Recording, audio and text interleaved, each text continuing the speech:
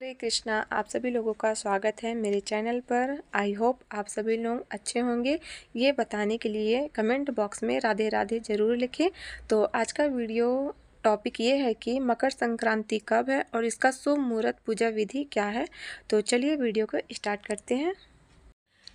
जब सूर्य नारायण देव मकर राशि में प्रवेश करते हैं उस दिन को कहा जाता है मकर संक्रांति।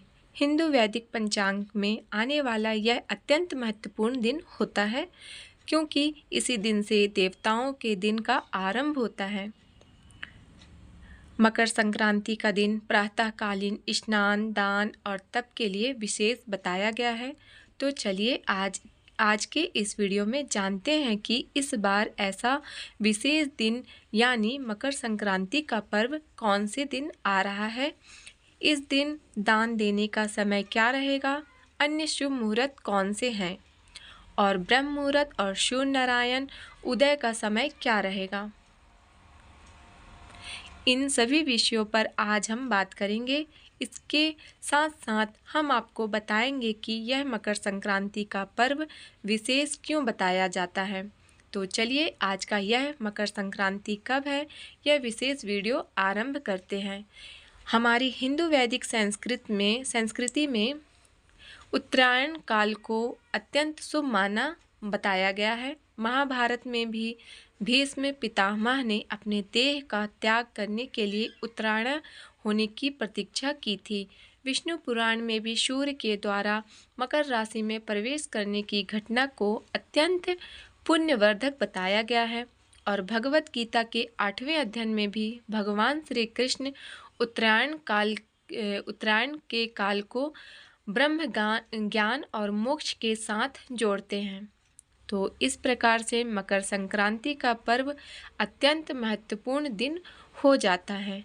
इस बार मकर संक्रांति का पर्व आ रहा है 14 जनवरी 2026 के दिन, बुधवार के दिन। ठीक है, इस दिन सूर्य नारायण देव धनु राशि से मकर राशि में प्रवेश करेंगे और मकर संक्रांति का क्षण रहेगा दोपहर 3:13 पर।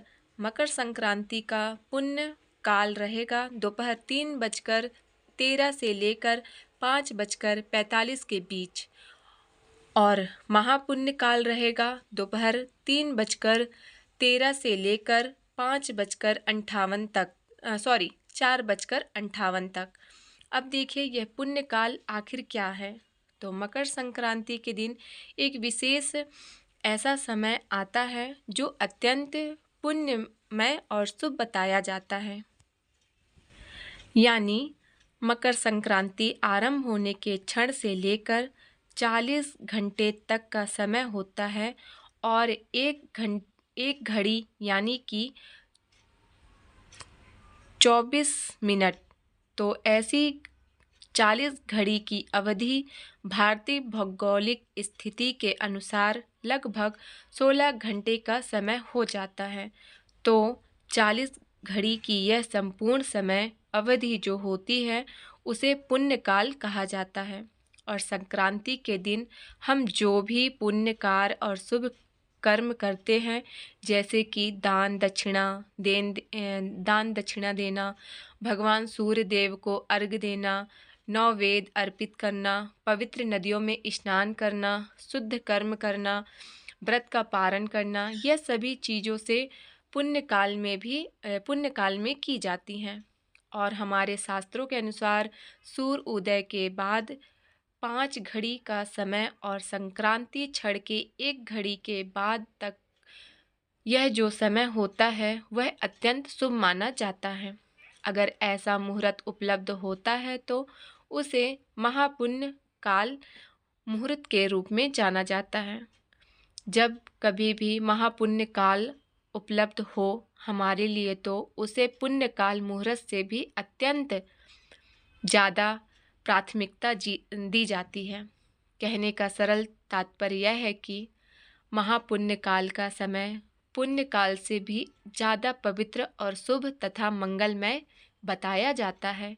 ऐसा महापुण्य काल कभी कभी ही अवसर उपस्थित होता है, लेकिन इस बार सौभाग्य से हम सबके लिए पुण्य काल और महापुण्य काल दोनों ही उपलब्ध हैं। और इस बार 14 जनवरी के दिन महापुण्य काल का समय रहेगा दोपहर 3:13 से लेकर 4:58 के बीच। तो इस समय के अंदर आप दान देना, पवित्र नदियों में स्नान करना, सूर्य नारायण के लिए व्रत, पूजा, नौवेद, अर्घ्य इत्यादि अर्पित करना और सारे मांगलिक कार्य कर सकते हैं। आइए अब देखते हैं इस मकर संक्रांति के और अन्य शुभ मुहूर्त कौन कौन से हैं। इस दिन प्रातः ब्रह्म मुहूर्त का समय रहेगा सुबह 5:27 से लेकर 6:21 के बीच में। प्रातः ब्रह्म मुहूर्त में उठकर इस दिन पवित्र नदी में स्नान करना अत्यंत शुभ माना गया है। उसके बाद सूर्य नारायण का समय रहेगा सुबह 7:15 पर और सूर्य अस्त का समय रहेगा शाम 5:45 पर। ठीक है। प्रातः काल में भगवान सूर्य नारायण देव को अर्घ्य देना है। भगवान श्री हरि जी की पूजा अर्चना करने का समय रहेगा सुबह 5:54 से लेकर 7:15 के बीच में। इस दिन विशेष सिद्धि योग और अमृत सिद्धि योग भी बन रहा है और यह योग आरंभ हो जाएगा सुबह 7:15 से लेकर मध्य रात्रि 3:03 तक। विजय मुहूर्त का समय दोपहर 2 बजे से 2:15 से लेकर 2:57 तक।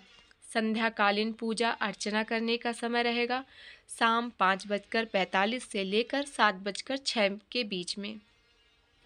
इस दिन दोपहर 3:13 तक सूर्य धनु राशि में रहेगा, उसके बाद वह मकर राशि में प्रवेश करेगा। इस दिन राहु काल का समय दोपहर में 12:30 से लेकर 1:49 के बीच में। इस समय के दौरान कोई भी शुभ मांगलिक कार्य ना करें। इस बार मकर संक्रांति के दिन ही विशेष षटतिला एकादशी का भी अवसर उपलब्ध है। कई स्थानों पर इस पर्व पर पोंगल और उत्तर नारायण के नाम से भी जाना जाता है और बड़े धूमधाम से मनाया जाता है। तो इस प्रकार से मकर संक्रांति का दिन विशेष रूप से तिल, अन्न, वस्त्र, धन इत्यादि का दान देने के लिए सबसे अच्छा बताया गया है। यह दिन तमोगुण से सत्वगुण की ओर यात्रा का प्रतीक है। सूर्य और उत्तर की ओर गमन अज्ञान से ज्ञान की ओर ले जाता है और जीवन में अनुशासन, पवित्रता और दान की भावना को जागृत करने का पर्व है। इस दिन विशेष रूप से गंगा, यमुना, सरस्वती, कावेरी जैसी पवित्र नदियों में स्नान का विशेष महत्व है। अगर पवित्र नदियों में स्नान नहीं कर सकते हैं तो घर में गंगा जल मिलाकर या पवित्र नदियों के जल को मिलाकर स्वच्छ जल से स्नान किया जा सकता है। इस दिन स्नान में तिल मिलाकर स्नान करने का भी विशेष महत्व है। स्नान के पश्चात भगवान विष्णु और सूर्य नारायण देव की पूजा उपासना की जाती है। इस दिन दिया गया दान अक्षय और अत्यंत पुण्यमान बताया गया है। तो यह थी आने वाली मकर संक्रांति की विशेष में संपूर्ण जानकारी। आशा करती हूँ यह जानकारी आप सभी को अच्छी लगी होगी। तो प्लीज़ वीडियो को लाइक करें, शेयर करें। चैनल पर नए हैं तो चैनल को सब्सक्राइब करना ना भूलें। मिलते हैं फिर किसी नेक्स्ट वीडियो में। तब तक के लिए राधे राधे, श्री हरिदास।